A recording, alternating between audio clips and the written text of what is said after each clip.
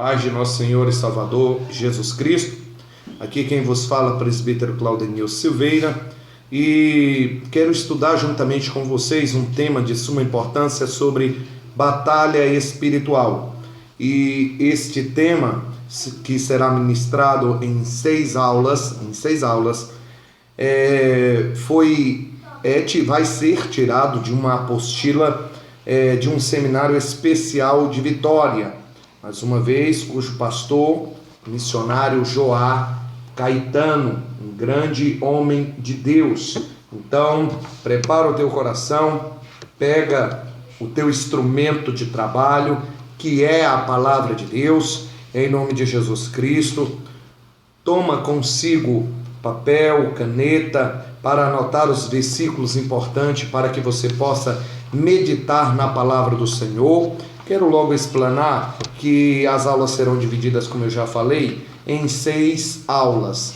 E a nossa aula de hoje vai ser sobre batalha espiritual. Seminário especial de Vitória. Nós temos como o primeiro versículo para esse tema Efésios, carta aos Efésios, capítulo 6, versículos 12 e 13, que nos diz: porque não temos que lutar contra a carne e o sangue, mas sim contra os principados, contra as potestades, contra os príncipes das trevas deste século, contra as hostes espirituais da maldade nos lugares celestiais.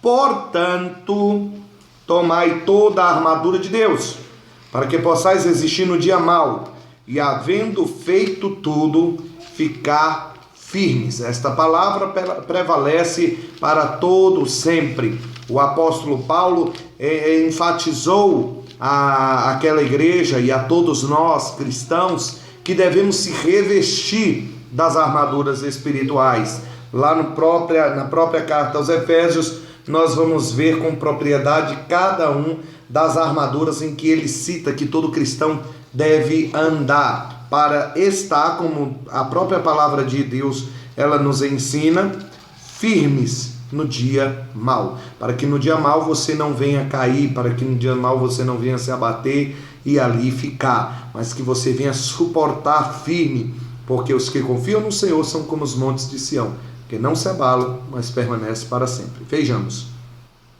vivemos na 11ª hora, nos aproximamos do fim a uma velocidade incrível. Estamos vivendo no século 21, no ano de 2020, em abril. Aqui no Brasil começou o pico epidêmico do coronavírus, dessa pandemia que se espalhou pela Ásia, pela Europa e agora chegou nas Américas.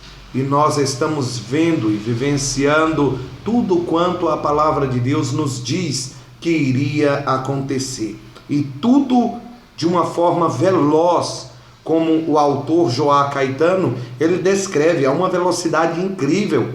Irmãos, tudo nos mostra que Cristo está voltando. Vejamos, é quase impossível acompanhar o ritmo alucinante do que ocorre no mundo físico material. Você pega um jornal hoje para poder ler à tarde ou então até mesmo à noite e aquele jornal já está desatualizado, porque as coisas estão acontecendo de forma muito rápida.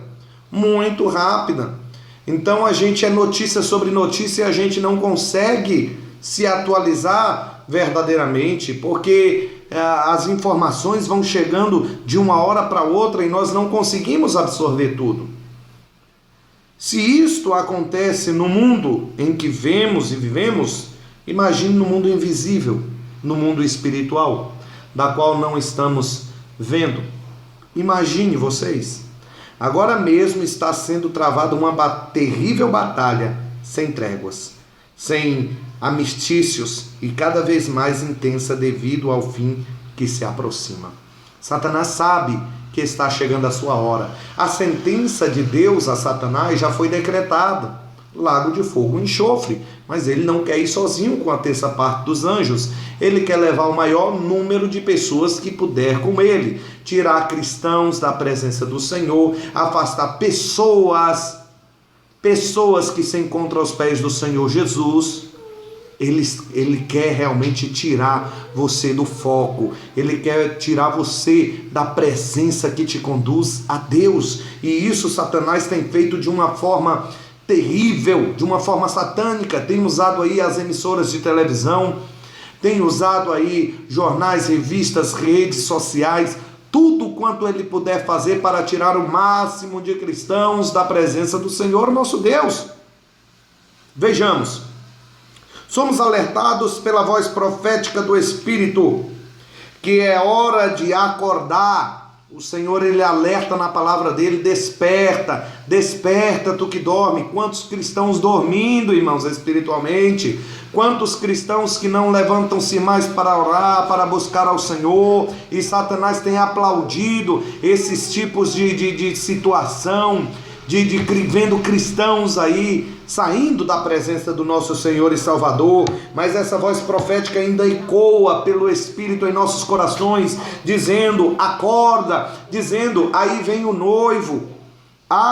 Abrir os olhos, levantar, tomar posição, vestir a armadura de Deus e guerrear em nome de El Shaddai, o Deus Todo-Poderoso.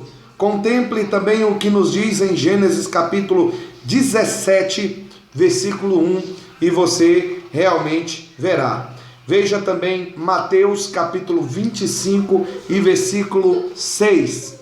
Mateus capítulo 25, versículo 6, eu acabei de mencionar aqui para os irmãos, quando se fala das 10 virgens, da qual 5 eram loucas e 5 prudentes, da qual à meia-noite ouviu-se um clamor, um grito, dizendo: aí vem o noivo, sai ao encontro.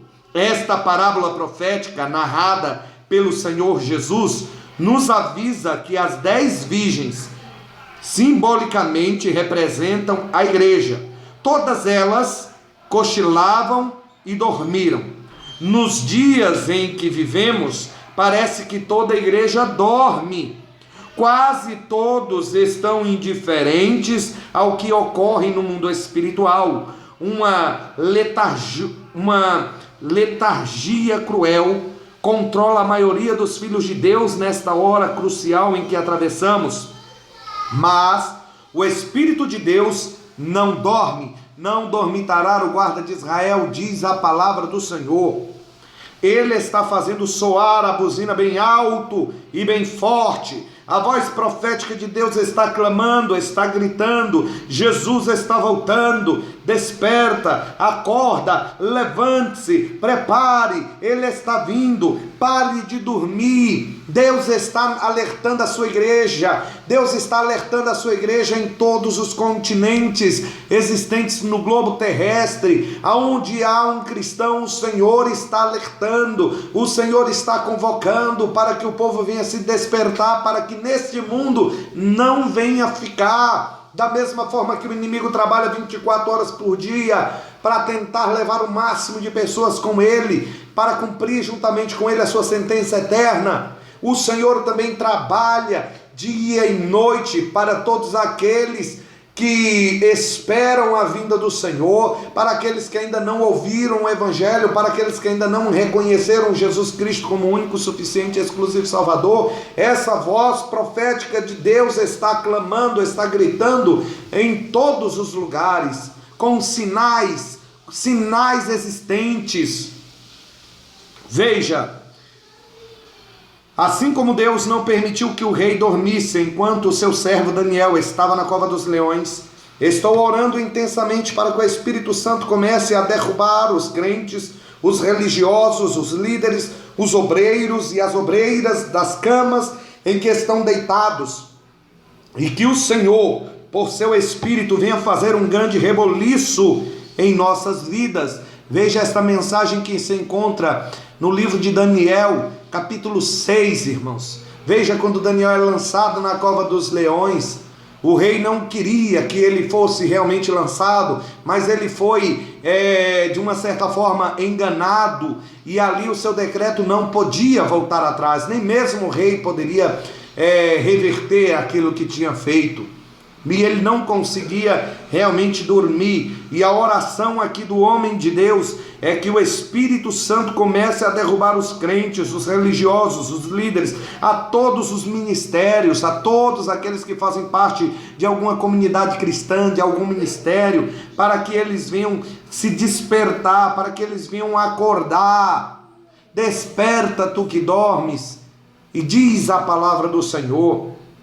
Veja, não podemos continuar indiferentes à realidade da batalha espiritual que se desenrola. Há uma batalha, há uma luta espiritual, irmãos, que está sendo travada nesse momento, enquanto você ora, enquanto você busca, quando você sai para fazer a obra do Senhor. Existe sempre uma batalha espiritual.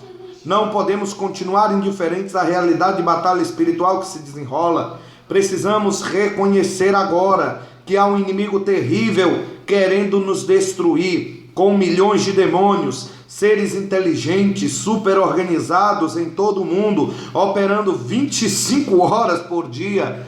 O autor aqui, ele até tenta mostrar que a forma dele agir, realmente ele não está para brincadeira. Ele trabalha 24 horas por dia, ele trabalha a todo momento e a todo instante. Eles chegam uma hora antes com um único propósito: de derrubar. Irmãos, é óbvio, como nos conta o Evangelho de João, capítulo 10, que o salteador, o inimigo, o ladrão, vem ser não somente para matar, roubar e destruir, mas o propósito dele principal, o objetivo é matar aquela vida espiritualmente e levá-la consigo ao lago de fogo e enxofre. Diz a palavra do Senhor, com o único propósito de perturbar e arrebentar com os seres humanos, especialmente o povo do Senhor. Pode ter certeza que Satanás, ele não tem amiguinhos. Satanás, ele não ama ninguém, ele não gosta de ninguém. O propósito dele é derrubar a todos aqueles que estão na face da terra, e principalmente aqueles que proclamam o Evangelho de Cristo, que confessaram a Jesus e estão na presença do único e verdadeiro Deus. As trevas cobrem toda a terra. Enfrentamos a cada segundo os poderes envoltos nesta terrível escuridão. A batalha espiritual não é um passeio aos parques de diversão. Não é um passatempo para quem não quer nada. Não são joguinhos para crianças. Algumas pessoas que se dizem filhos de Deus têm medo desta guerra. Há muitos, irmãos, que têm medo só em falar sobre esse tema, batalha espiritual, sobre as armaduras espiritual. Mas é necessário, é um tema bíblico, está na palavra de Deus. Não querem se envolver na batalha, preferem a comodidade das suas igrejas e não se envolvem com os conflitos que ocorrem no mundo. Não quero saber, não sei, não me diga nada, eu estou bem aqui no meu cantinho, só quero estar aqui na igreja dia de domingo, louvando ao Senhor, aqui na minha escola bíblica dominical, não me bote para fazer nada, não quero orar por ninguém, não quero me levantar para fazer nada com seu ninguém. Observe que na palavra do Senhor, em Atos capítulo 16, quando fala daquela viagem missionária de Paulo e Silas, eles chegam a determinada cidade e ali existe um espírito opressor sobre a vida de uma mulher que tinha um espírito adivinho, e aqueles homens expulsaram aquele espírito imundo, aquele espírito de adivinhação, e houve ali uma batalha espiritual contra a vida daqueles homens. Amados, quer ver o inimigo se levantar? Levante-se também para fazer a obra do Senhor. Levante-se para fazer aquilo que o Senhor ele te chamou para realizar nessa terra dos viventes. Vejamos. Precisamos urgentemente, nesta hora final, de homens como Davi, que gritou no meio dos soldados acovardados de Israel. Está lá em 1 Samuel capítulo 17, versículo 47. Vejamos. Saberá toda esta congregação, todo o povo, todo o exército, desde o comandante-chefe, general, major, capitão, tenente, sargento e cada soldado, o mundo inteiro vai saber que há Deus em Israel e que do Senhor é a guerra. Davi estava dizendo a todo o povo de Israel: ei, acordem, esta guerra aí é uma guerra nossa, levantem-se. A quem vocês temem? A esse gigante ou ao Deus Israel? O nosso Deus é general de guerra, o nosso Deus é general de guerra, ele não perde batalha, ele não empata batalhas, ele só ganha. E nós fazemos parte do exército de Cristo. Por que vocês estão temendo ao homem? Vamos enfrentar. Então nós precisamos de homens como Davi, precisamos de homens que se levantem para fazer a obra do Senhor. Glórias a Deus. É impossível negar a existência do diabo e dos demônios. Eles existem e estão na palavra de Deus, desde antes mesmo da criação do homem. Lúcifer pecou contra Deus num corpo incorruptível, desejou ser igual a Deus, e a Deus não há ninguém igual a Deus, e isso foi o real motivo da sua queda, pois não há ninguém como nosso Deus, somente Ele é Deus, Ele é soberano, Ele é majestoso, e não há quem se compare ao nosso Senhor Deus, Criador de todas as coisas. E como se não bastasse, Ele, simbolicamente como um dragão, arrastou por sua cauda a terça parte dos céus. Então o céu realmente teve um desfalque, e eles caíram por terra, e próprio Senhor Jesus Cristo nos diz na sua palavra: e eu vi Satanás cair na terra como um relâmpago, e eis que vos dei poder para pisardes em serpentes e escorpião, e toda a força do maligno não vos causará dano algum. Vejamos, a própria mídia do mundo inteiro tem investigado profundamente, tem entrevistado, feito pesquisas sérias em todos os níveis com pessoas de todas as classes sociais, de todas as raças e diferentes culturas. E a conclusão é uma só: Satanás existe, os demônios existem, e não estão dormindo como muitos cristãos fazem agora. Uma coisa nós temos certeza: eles não estão dormindo, eles trabalham para destruir a humanidade, para levar os teus filhos ao abismo, às drogas, à prostituição, para as cadeias e até mesmo para os cemitérios. Porque se ele pudesse, ele não deixaria na UTI nem nos presídios, ele fazia descer realmente a sepultura. Mas toda a permissão é dada pelo nosso Senhor e Salvador Jesus Cristo, pelo Deus Criador de todas as coisas. É Ele quem permite todas as coisas. Não cai um fio da nossa cabeça, de cabelo da nossa cabeça, se Deus não permitir. Não cai uma folha de uma árvore, se Deus não permitir. Tudo é pela permissão de Deus. Então vejamos, glória a Jesus. É impossível negar a existência do diabo e dos demônios. A própria mídia realmente e vários outros meios têm visto a existência de Satanás e dos demônios. Não são como os cristãos, que muitos andam dormindo. As 10 virgens todas dormiram, todas, as prudentes e as negligentes. Mas as prudentes, ainda que estavam dormindo, guardavam consigo azeite. Veja, o diabo e os seus anjos, demônios, estão ativos combatendo contra Deus, contra a igreja do Senhor Jesus e contra o homem, coroa da criação do Senhor. É isso que o inimigo ele tem feito desde a criação do homem, lá desde a primeira dispensação, a dispensação da inocência. Ele agiu na dispensação da inocência, agiu na dispensação da consciência, agiu na dispensação do governo humano, agiu na dispensação da promessa, na dispensação patriarcal, agiu na dispensação da lei dada por Moisés, e age também da mesma forma em nossa dispensação, a dispensação da graça, do favor imerecido do nosso Deus.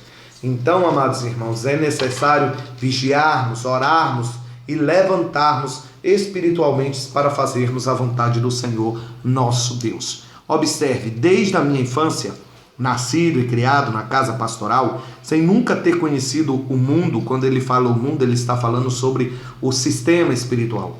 Dediquei toda a minha vida para Deus, todo o meu tempo, recursos, talentos, dons naturais, todo o meu ser, o meu tudo para o Senhor.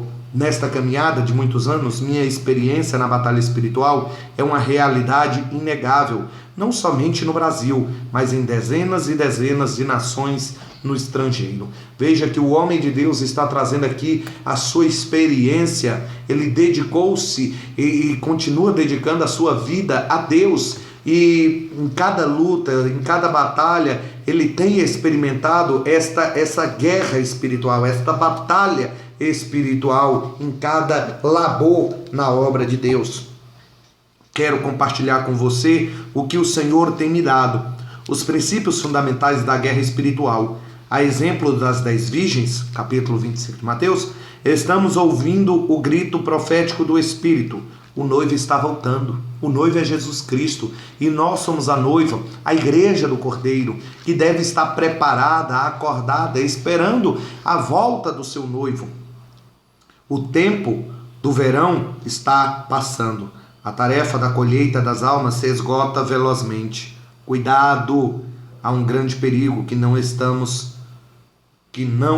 salvos. Jeremias capítulo 8, versículo 20. Batalha espiritual. Seminário Especial de Vitória foi preparado após muitos anos de experiência com Deus no reino do Espírito e também com muitíssimas experiências no outro lado da moeda, o lado das trevas, o lado do inimigo. Não se preocupe com as reações e os confrontos que a partir de agora você terá. À medida que a luz do Espírito for alcançado, iluminando todo o nosso ser, grandes coisas acontecerão. Ao concluir batalha espiritual, você será uma pessoa diferente do que era antes. Algo profundo, especial e muito poderoso está prestes a ocorrer em sua vida. É chegado o momento. A trombeta de Deus está soando. Onde estão os valentes do Senhor? Onde estão os varões de guerra? Diga como Isaías: eis-me aqui. Declare corajosamente como Paulo: eu estou pronto. Isaías capítulo 6, versículo 8 e Romanos capítulo 1, versículo 15. Vamos meditar um pouco agora nesses seguintes requisitos. Observe. Importante você fazer consigo mesmo. Aqui na aula, nesse seminário, ele estava dizendo para aquele seminário, mas você pode trazer aqui para a sua vida diária. Traga a sua Bíblia todo o seminário. Se você realmente vai para a igreja, você tem que levar a palavra de Deus. Para onde você for, leve a palavra de Deus. Se você não puder levar escrita, leve ela no seu coração. Mas medite na lei do Senhor, na palavra do Senhor. Faça como Salmos 1, versículo 2. Veja o versículo 1 e o versículo 2. Bem-aventurado o varão que não anda segundo o conselho dos ímpios, não se assenta na roda dos escarnecedores, não se detém no caminho dos pecadores, antes tem a sua lei no Senhor, e na sua lei medita de dia e de noite. Glórias a Deus. Então, ande com a sua Bíblia. Para esse estudo, use caneta, lápis, papel para anotações. Faça todas as referências bíblicas, anote. Tem pessoas que não gostam de riscar a palavra de Deus. Eu gosto, eu aprendo mais e risco e acabo ali grifando algumas palavras, trazendo no estudo. Mas se você não gosta de riscar, faz várias anotações, grava ali alguns versículos, livros, para você saber identificar aonde está na hora em que alguém lhe perguntar. Examine e estude profundamente o contexto de cada referência. Veja, não é porque eu estou falando que você... Será verdade? Acompanhe na Bíblia, veja os versículos, veja, saiba que texto sem contexto é pretexto para a heresia. Eu preciso ver o texto e todo o contexto, se é realmente aquilo que o Senhor Jesus Cristo está falando, se aquele versículo é sobre batalha espiritual, se é sobre vitória, se é sobre questões financeiras, sobre prosperidade. enfim, se é sobre saúde, cura, examine as Escrituras. É isso que o Senhor realmente nos manda fazer. Não converse, não discuta, não seja controversial nas aulas. Então, quando você estiver estudando, quando você estiver meditando na palavra do Senhor, tira um momento sozinho, se isole se for possível, porque para adquirir conhecimento é necessário horas, é necessário bastante tempo ali, sozinho, solitário, entre você e Deus. É um momento entre você e Deus. Não é o momento em que você vai estar com o seu tablet, com o seu celular, fazendo uma coisa, fazendo outra, estudando a palavra do Senhor. Não, tire um momento só para ler a palavra do Senhor, estudar a palavra do Senhor. Participe sempre com a mente, o espírito e o coração aberto. Tenha atitudes de humildade, submissão e obediência. Nunca diga, isso eu já sei, não quero estudar. Não, sempre nós temos algo a aprender, irmãos. Sempre nós temos algo a aprender a cada dia mais e mais. Ore, não deixe de orar. Lucas capítulo 18, versículo 1, Senhor, ele conta uma parábola sobre o dever de orar sempre e nunca desfalecer. Desfalecer é enfraquecer, é ficar fraco. Quando você não ora, você está fraco. Jejue, alimenta o teu espírito e esteja vigilante durante toda a tua vida. Aplique e pratique em sua vida os ensinos recebidos. Ouça a palavra do Senhor e ponha em prática. Faça como o Evangelho de Mateus, capítulo 7, a partir do versículo 24, quando o Senhor já está concluindo o Sermão do Monte, e ele diz, eu comparo o homem prudente que edificou a sua casa sobre a rocha.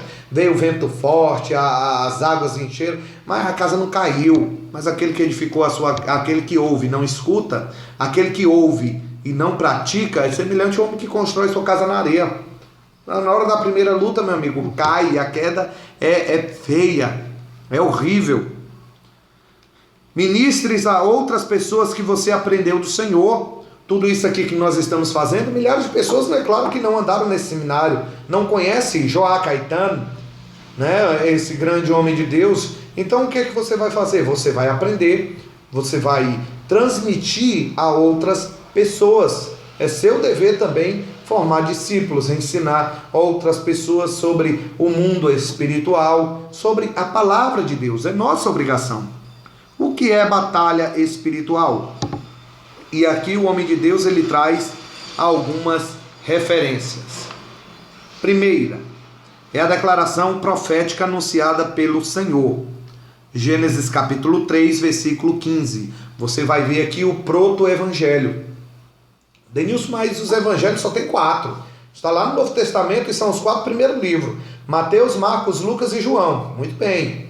Mas existe o primeiro evangelho, que é classificado nesse versículo, no versículo 15 do capítulo 3 de Gênesis, aonde Jesus Cristo é proclamado, anunciado, a semente da mulher que viria pisar, esmagar a cabeça de Satanás, simbolizando ali a serpente. Segundo, é o confronto entre Deus e Satanás. Existe sim esse confronto entre o bem e o mal. Terceiro, é a guerra entre a serpente e a semente da mulher. Gênesis 3,15. Observe em todas as dispensações o que aconteceu. Satanás sempre se levantando contra o povo de Deus e vai continuar. Ele só desiste, irmãos, quando nós deixamos de respirar nessa terra, quando nós deixamos o fôlego de vida, aí ele para. Mas enquanto tivermos o fôlego de vida, ele vai se levantar para tentar contra nossas vidas. Quarto, é o combate entre a luz e as trevas. João capítulo 12, versículo 35. É a luta entre o espírito e a carne. Romanos capítulo 8, 5. Sabemos que existe uma luta e existem lutas. E a maior luta, pode ter certeza, é contra nós mesmos. Contra nosso próprio eu, contra nossa própria carne. Cristo Jesus levou a sua cruz? Levou, mas ainda existe uma cruz. E ele disse, aquele que quiser me seguir, tome a sua cruz, negue-se a si mesmo e siga-me. É a guerra entre anjos e demônios. Apocalipse capítulo 12, versículo 7. É a luta constante da igreja. E a igreja somos nós. 1 Coríntios capítulo 9, versículo 25.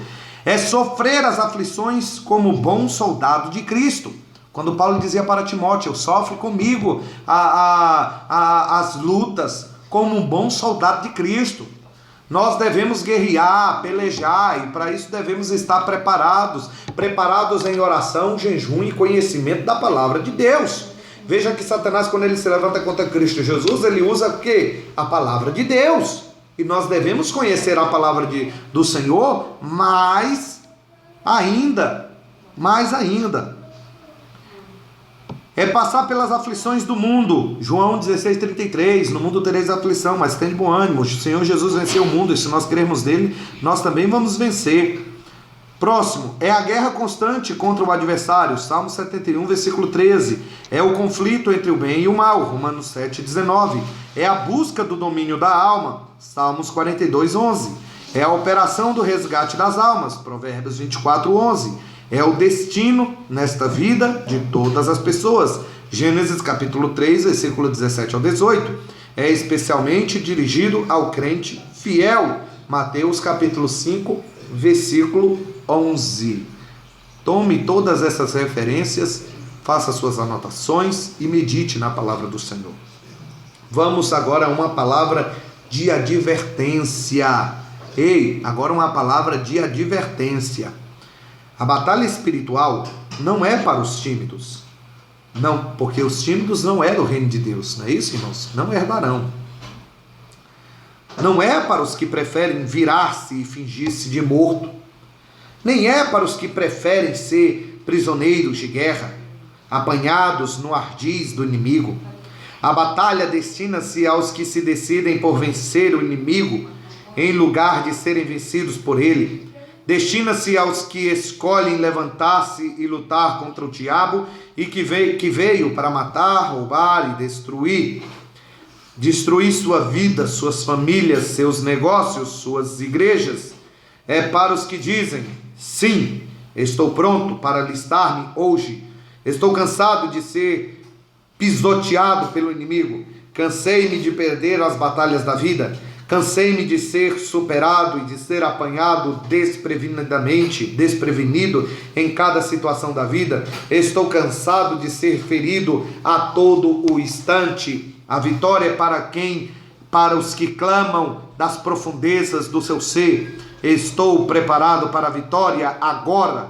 Se você está entre essas pessoas, então empacote seus pertences, porque você está prestes a ser promovido para serviços mais importantes no reino de Deus.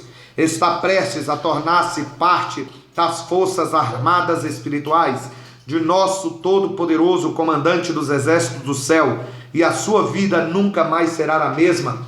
Esta mensagem de advertência nos convoca, nos convida. Todos nós estamos sendo intimados a fazer parte de um grande exército. O exército não de um Deus morto, mas um exército de um Deus vivo, um Deus que reina para todo sempre. E você, como soldado, você é colocado em um dos patamares espiritual. Você é convocado para levar a mensagem do Senhor, aonde o Senhor te levar, a fazer tudo quanto a palavra do Senhor nos ensina. Veja Marcos capítulo 16, a partir do versículo 15 em diante, a ordem que o Senhor Jesus Cristo dá aos seus discípulos, o que os discípulos teriam que fazer. Não sejam crente 007, mas sejam um cristão valente e valoroso na obra do Deus Todo-Poderoso. Diferença entre a guerra e a batalha espiritual. Observe, a guerra possui uma abrangência geral. A guerra é o gênero, a batalha é uma espécie do gênero. A batalha se trava no particular, é você. Muitas pessoas podem te ajudar através da intercessão, da oração, mas tem coisas que só você pode fazer. A batalha se trava no particular. A guerra afeta todos indistintamente. A batalha é pessoal, é individual, é com você. Se você agora, o inimigo tem tentado se levantar contra a tua vida para te abater, para dizer que você não é nada, que você não merece viver, que você já fez coisas erradas e que não há esperança para você, diga nesse momento: há esperança sim para mim, pois o sangue de Cristo Jesus me lava e me purifica de todo pecado.